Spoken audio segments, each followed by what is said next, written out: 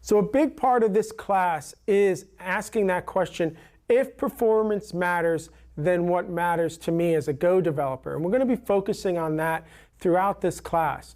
Now, there's 4 top reasons why your software isn't running as fast as it otherwise could be. And we'll explain these things as we go on, but let's just list what they are now, so when I bring them back up, you'll already kind of know what I'm talking about. So number 1 is external latencies. External latencies are going to be performance death. We're talking about system calls, waiting on things on the network. And we're talking about milliseconds of latency here. And we're going to talk later on in this video what time actually means, so we can have a good reference point for it.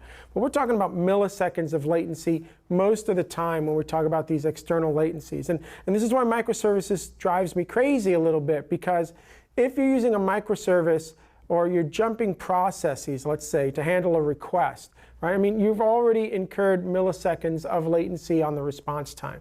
So I always want to be really careful when we start talking about microservices so early on in an architecture, because the latency costs are pretty bad. Now, number 2 is going to be internal latency costs. Now we're talking more about microseconds of latency.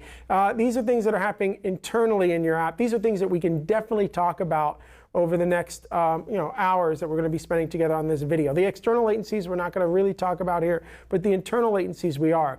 And 2 big parts of internal latencies that we'll end up talking about. One is the garbage collector and the internal latencies it's bringing. And we're going to be talking about, when we get to multi-threaded software, synchronization and orchestration.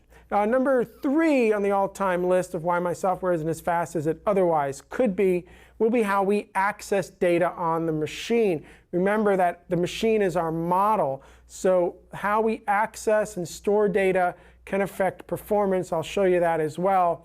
And then number 4 is going to be algorithm efficiencies. And algorithm efficiencies normally are not going to hurt us unless maybe we're in tight loops. And the machine is pretty fast today in executing instructions. We'll talk about some of that as well as we go on.